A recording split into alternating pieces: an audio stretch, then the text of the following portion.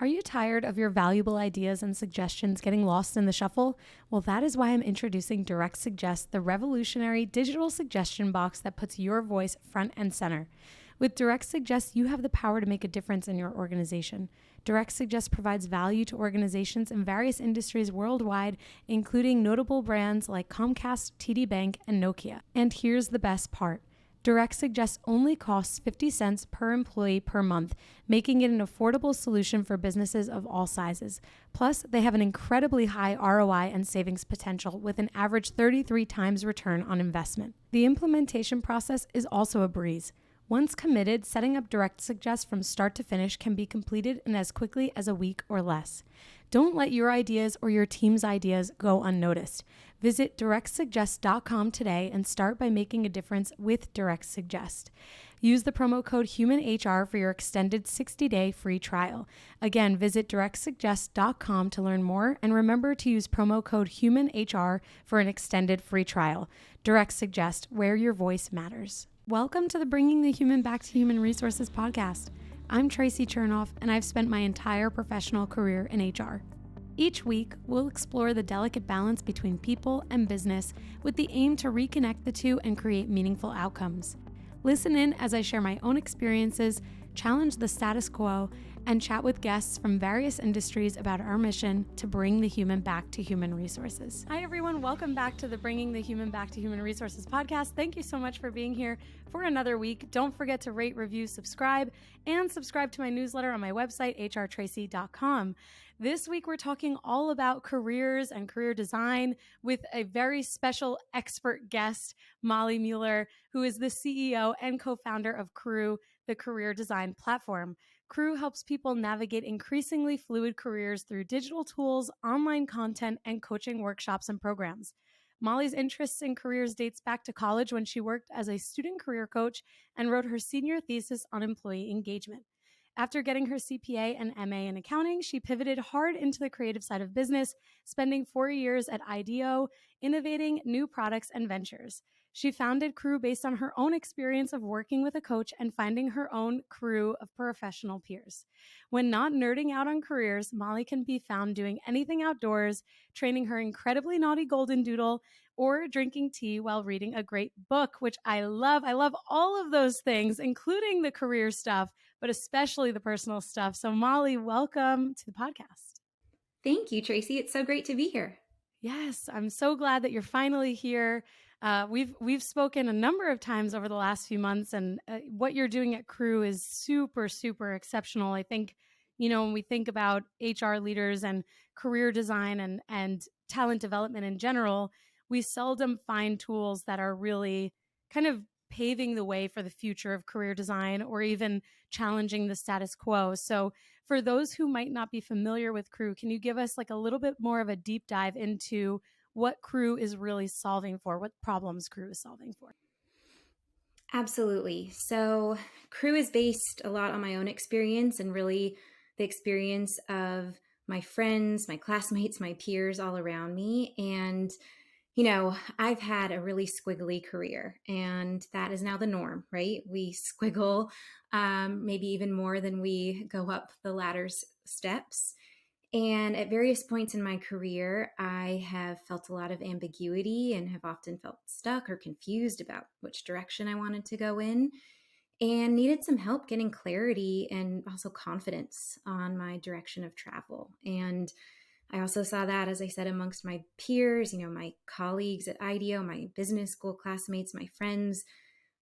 As you said, I've been interested in careers for a while, so I liked to ad hoc career coach friends and colleagues, and just had so many people come to me over the years with asking those same questions, right? What is my purpose? What do I want from work? What role should work play in my life? What's a good next step for me?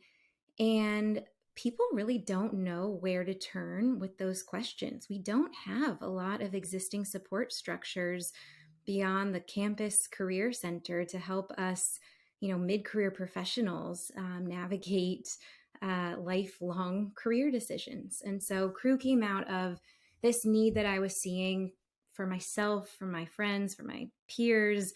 I started researching it. It turns out that all of the trends around careers backed that up. We change jobs so much more frequently now.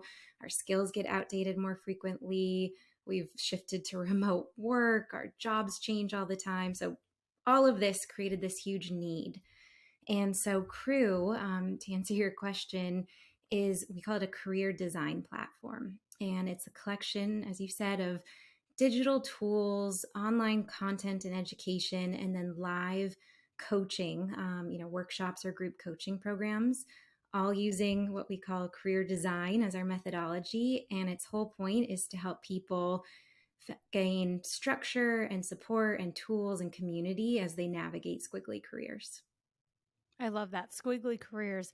And you're right, it is the norm. I mean, I was just speaking with an old colleague about this over the phone, that people now more than ever are navigating their careers in a nonlinear way, and that recruiters and headhunters and hiring managers are much more inclined to still look at those resumes, to still look at those candidates as strong candidates, whereas in the past, a squiggly career, as you put it, might have not looked as appealing to a hiring manager. And now, really, since COVID, I think we've seen all of these shifts in the market, shifts in people's interests and where they value work versus their personal lives. And so it's interesting to see. And I think, if I'm recalling correctly, one of the things that we had spoken about a number of months ago was this idea of applying design thinking to careers, and that through that application, we can look at careers, kind of to your point that you've just made,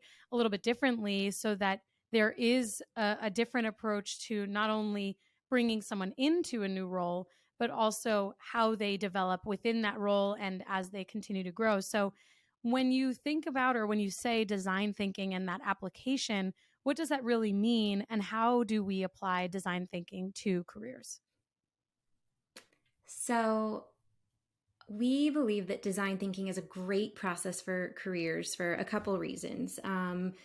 One, I should say, I spent 4 years working at IDEO, which is the company that pioneered design thinking. And I didn't know much about design thinking when I joined IDEO, but while I was there, I saw how powerful of a process it was, both for solving a wide variety of challenges, anything from product design to big systemic corporate questions.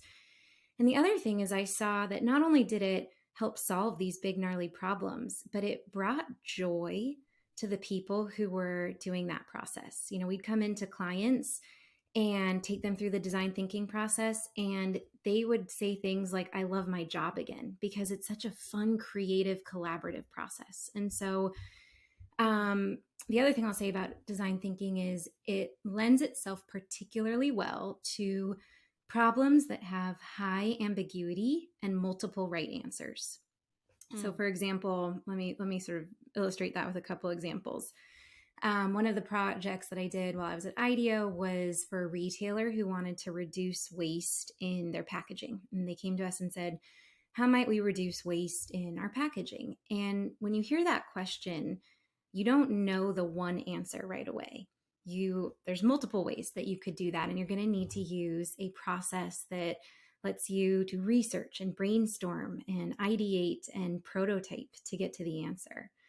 As an alternative, there's questions like, how do we optimize an airplane engine? And for that kind of question, of course, there's some creativity involved, but you can use more of an analytical optimization process because you already know what you're trying to get to. So if I extrapolate that to careers, as we've just said, careers today are squiggly, and there are multiple right answers and very high ambiguity. And so this design thinking process lends itself really well to helping people figure out their careers, whether that's figuring out a really big change or just figuring out a small change to bring more joy or, less of something into their career. So what does that look like? We follow a process that looks a lot like the design thinking process. It has a few stages. It starts with a stage that we call Me Search, which is a bundle of activities that help you to reflect and better understand who you are and what matters to you. And then we move into a synthesis stage where we take everything you've learned about yourself and we boil that down into a question or a problem or something that we can ideate around. And typically that looks like, I want more of this thing in my career, or I want less of this thing in my career. And then we move into an ideation phase where we're coming up with lots and lots of ways that you could answer that question. And then we move into an experimentation and prototyping phase. So we get you to test those new ideas in small, scrappy ways. And then the final stage is telling your story, storytelling. And how do you communicate your story and who you are and what you're looking for to your colleagues and your company and whoever you want to. So that's the process in a nutshell. Thank you very much. I mean, I think it's so interesting to hear how something that often is overlooked, this idea of creating a career path, whether it's internal within an organization or just on our own, how there is a clear process or can be a clear process, even when our careers are squiggly. And, I think most often what I hear as far as, comments or DMs from HR people is this like lack of resourcing, that there are all of these amazing things that they want to do, HR leaders and other business leaders alike, and that talent development and career pathing is often the first thing to get crossed off the list. That and like learning and development. Those two things are arguably some of the most important parts of an organization's ethos. And so often cut first, whether it's because of budget or because of time constraints or bandwidth, what have you. But given that this is your bread and butter, arguably we can say this should be the last thing to be cut, and we have to find places for career design thinking, and just career pathing in general to live and breathe regardless of resource constraints. So what would your advice or response be to someone who says, hey, I have all of this passion. I want to create and apply design thinking to careers. Our people need it. We have to do talent development, but we don't have the bandwidth. What is your advice to them? Well, certainly talk to us, but Yeah, more right. broadly than that. Step one, go to Crew. Step one, yep. So I think what you're describing is, yeah, I'm very familiar with the problem, and you're probably familiar with that matrix that's like urgent and important. And this Yes. is one of those things that's really important, but never urgent. But the problem is that the number one reason people leave careers is a lack of career development, or they don't see the career development or opportunities that maybe do exist for them at that company, but they don't see them. And so they leave. So this is a attraction, but really it's a retention play. And we know that companies really care about retention, and that's a very costly problem. So as I said, it's important. I would even say mission critical that companies really invest in this if they want their talent to stick around and to thrive and grow and find new opportunities to grow internally. So first and foremost, it's worth the investment. But second, there are really cost-effective ways to do this. I think, of course, happy to share more about how we work with companies. We have software that we help with, and we run group coaching programs. And I think the benefit of this is, again, when I think of retention, retention is costly. And one way to retain people is to pay them more, or to, increase some of the more expensive benefits. And this is a much more cost-effective way to increase retention that not only enables individuals to see these opportunities, but also helps managers to add tools to their own toolkit when they have career development conversations and feel better about their own career development and opportunities. So the whole process is designed to be scalable, right? As you said, it's a structure that gives people a lot of confidence and guidance, and frameworks and structures and tools like these enable people to do a lot more of this career design on their own instead of needing a really heavy lift from an HR team. Mm-hmm. I'm glad you mentioned that as far as our own individual involvement in our own careers and our own development. In my past, when I worked at Target, I know you and I have spoken about this a little bit. There was a mentor of mine who, I think he might have been a district manager at the time. And he said, listen, like, development is 80% yours and 20% ours. that 20% is just creating the opportunity for you to, whether it's exposure or to move into a new role. And he was like, sometimes it's not even 20%, sometimes it's 5%, but really the majority of someone's development is owned by the individual and not the manager. And I've really always carried this with me because, you know, when I think about my own experience in my career, whether squiggly or not, I didn't wait to rely on someone else to create opportunity for me. And I know many, many people would agree that they've done the same. There are also many, many people who are like, why isn't my manager thinking of me? Why isn't my manager putting me up for this promotion or this new job? And I get messages like this all the time. And I always say, well, you know, you have to be your best, your first advocate and your own best advocate. You know, no one is really going to advocate for you the way you will advocate for yourself. And people, managers, HR people, whomever we're talking about in this instance, as far as where the burden is, it's true that the burden shouldn't actually sit with them. There, of course, has to be this balance between how positions or roles or opportunities are created and what that coaching looks like for managers. But then there also has to be this emphasis on the individual that if that there has to be some, you know, action taken first by them. And I think it's a hard pill to swallow for many people, because there's, you know, it's not to say, I'm not going to go ahead and say it's a sense of entitlement, but I think everyone does at some point have a feeling in their careers that they've worked really hard and they want someone to notice. And I can understand that.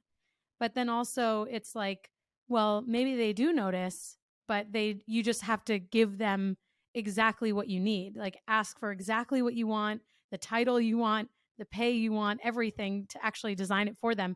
So I don't know if you have thoughts on that, especially considering the philosophy that Crew has around, you know, individual involvement in career pathing.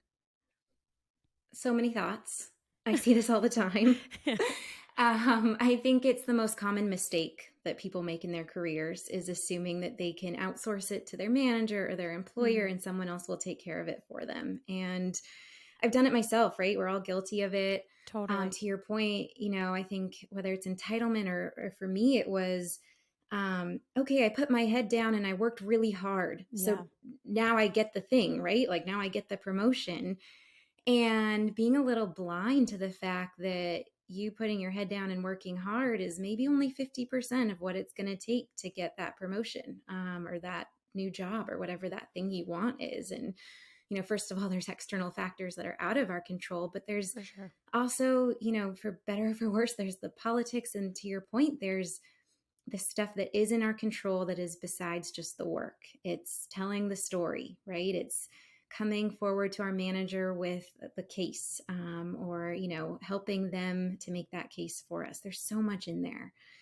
And so, again, I think the power of career design is it's all about helping individuals take ownership and giving them the tools and the guidance and the confidence that people need to take that ownership, and be their own, you know, best advocate, and as we say at Crew, the designer of their career.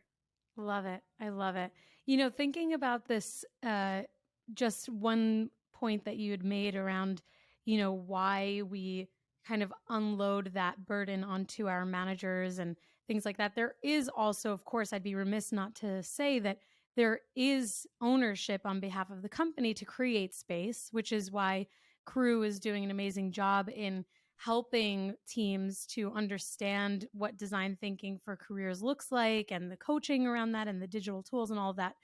Um, and you know, I tend to think very idealistically about things. I'm like, oh, you know, if everyone just like does what they need to do for themselves, it's going to be amazing. But obviously, that is not always the case, to your point.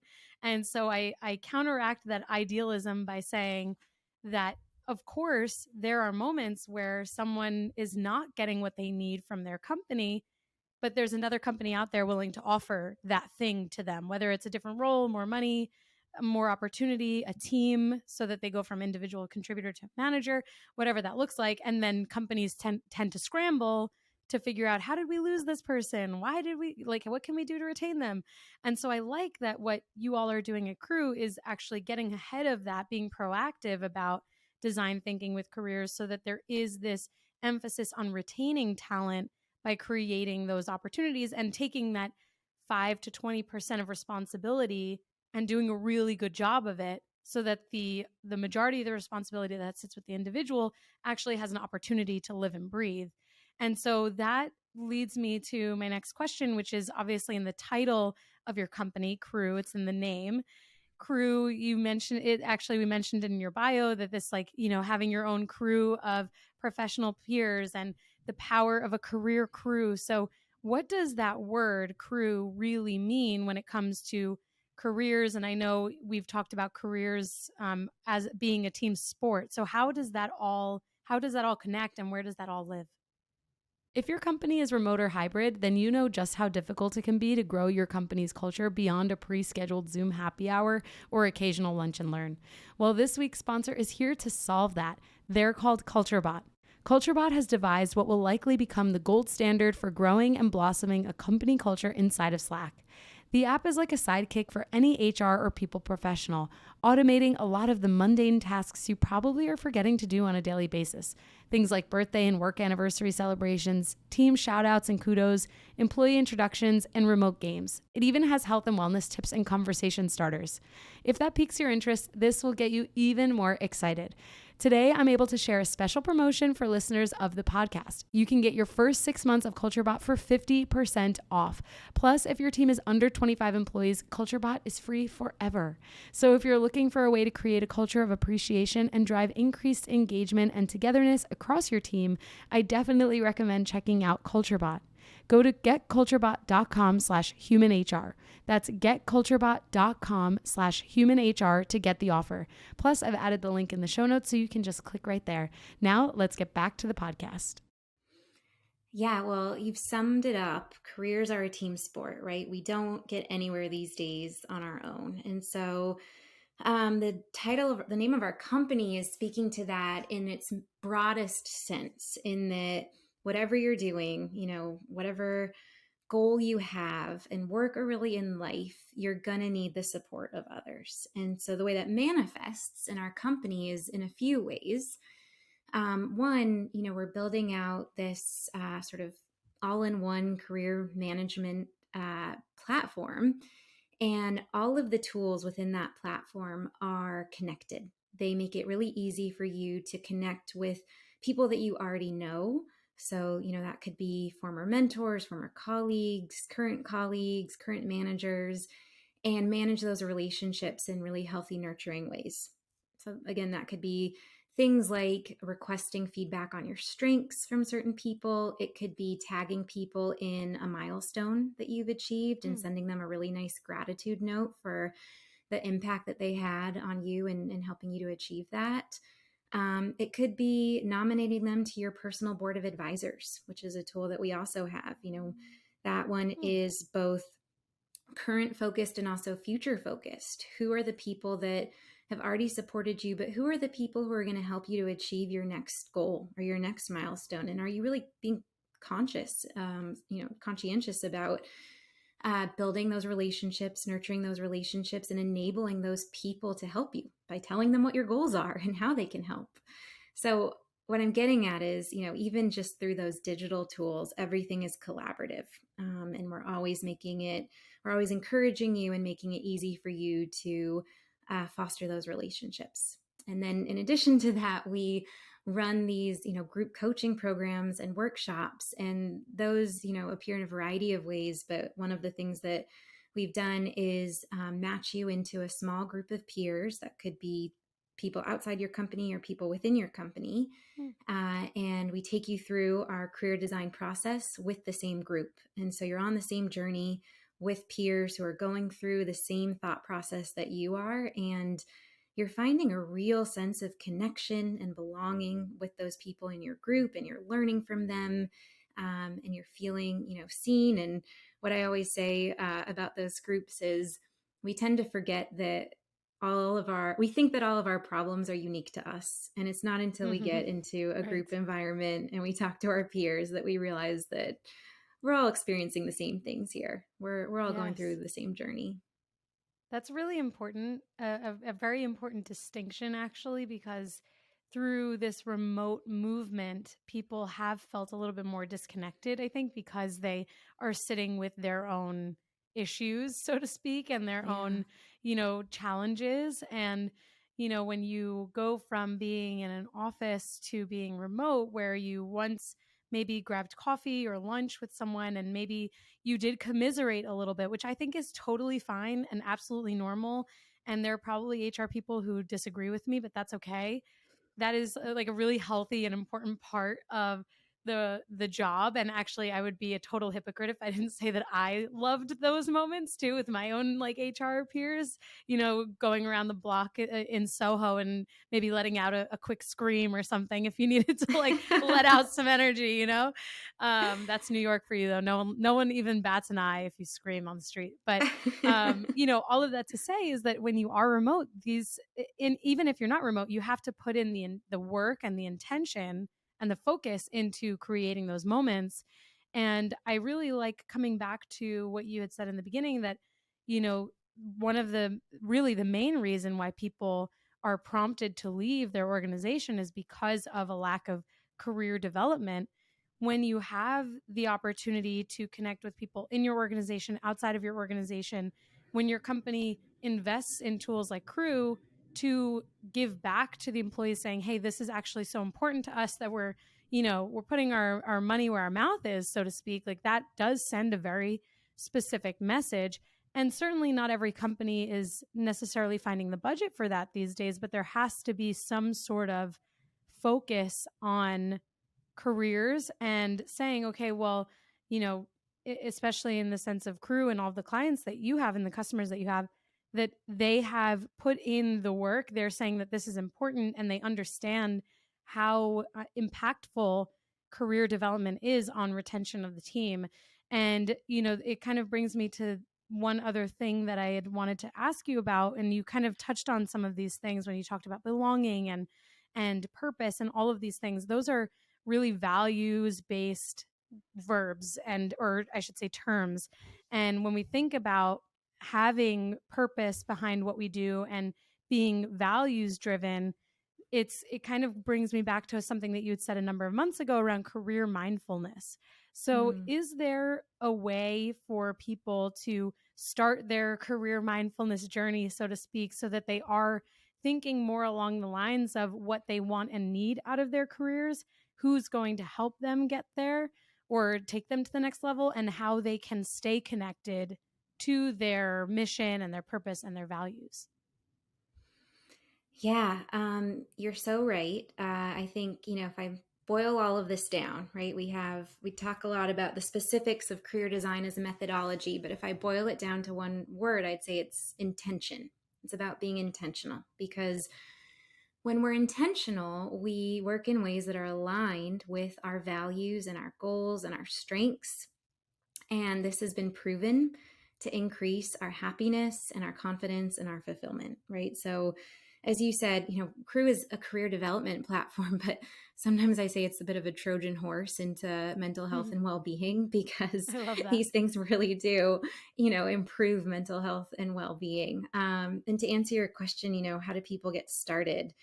I'll give you one really simple way. It's a question that we ask at the beginning of our onboarding experience, and we ask it in our group coaching programs as well.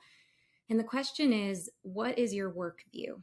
And we usually give three choices. And those choices are, I'm going to paraphrase, but work is a means to an end for me. It's how I enable the life I want to live. Choice two is work enables success. I work for achievement and for success. And three is work is my purpose, or a big part of my purpose. And just Mm. knowing your answer to that question will unlock a lot of understanding about who you are and what role you want work to play with you. And that's why we like to start with that question. It kind of sets you up for a lot of the following me search activities that we're going to do. Oh, I love that. I'm thinking myself right now about what I would respond. I think I feel pretty confident in my response, but I'll probably still noodle on it. But I love that, and thank you for sharing that. That's a fun fact that we otherwise wouldn't necessarily know unless we were, working with crew. And so I really love that you just shared that with all of us, and it's giving everyone the opportunity to have an approach to their careers in a way that's mindful and action based, and or I should even say active, not passive, because so often our careers do take a bit of a passive approach if we are not invested or involved with a career design platform, or way of thinking. And so I think that's really awesome. And one other thought that I had on this that I'd love to get your perspective on is how managers kind of play a role, at least with your customers and the research that's done and the coaching and the tools.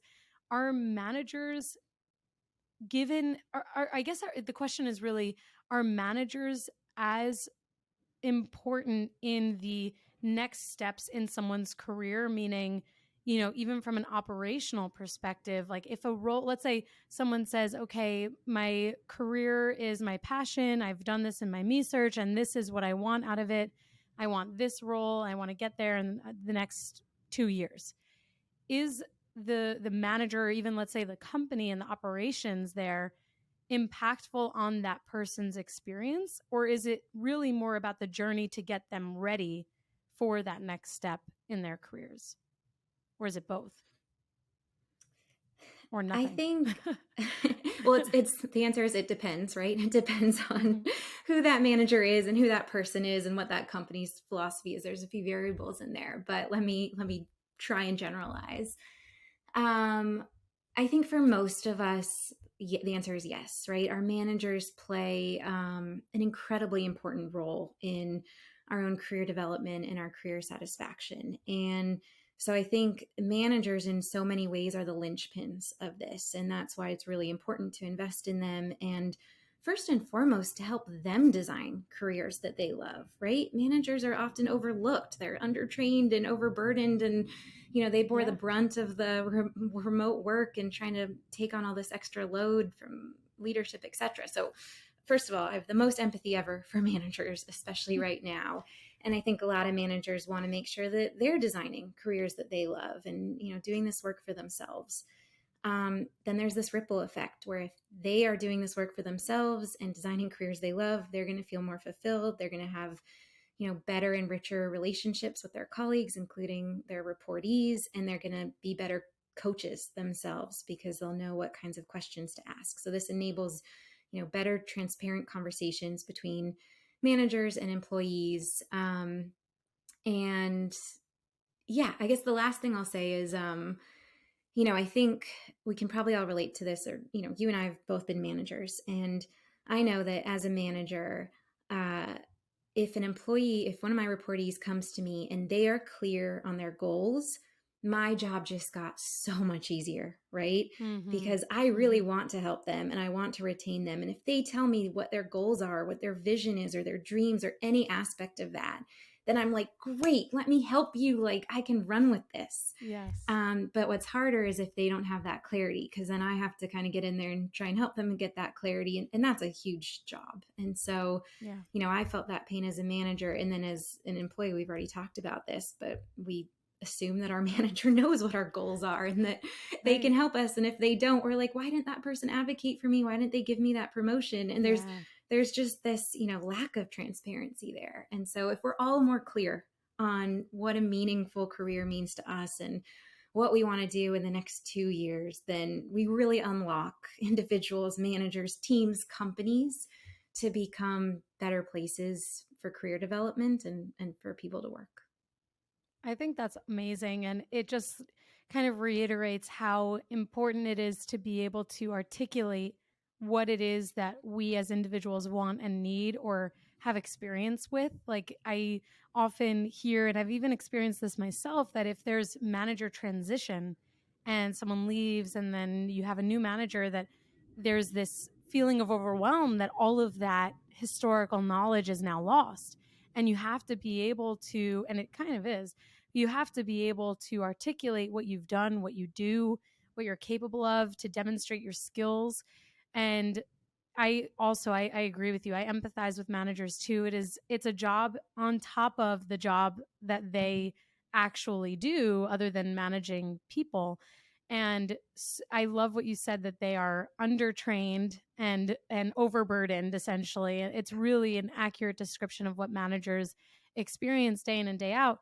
But I find that the best managers are the ones that are like, yeah, this is my job. This is what I asked for. But how can I get my team to the next level? What can I do to enable them and empower them?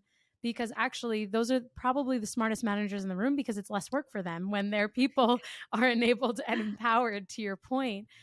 So I really encourage any listener who maybe is thinking about a particular leader that is overburdened and undertrained and maybe doesn't really see how they can kind of get air out of that, that it's all about empowering and enabling the team. And one of the best ways that we can do that is to help them, to your point, Mollie, have meaningful design thinking around their careers. So with that, I'd love for you to kind of close us out with maybe even like a call to action for our HR leaders who are listening in, or maybe even if they're not in HR and they're really passionate about being able to bring some change to their organizations, or even have a little bit of an introspective moment with themselves.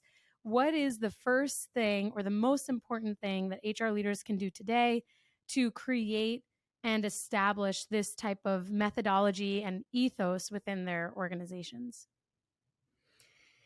Well, I think the call to action is things that we've touched on, right? There's careers today are squiggly. Retention has always been a problem, and it's only going to get worse. The number one reason that people leave is a lack of career development. So I think the call to action for individuals is take ownership. You are the designer of your career.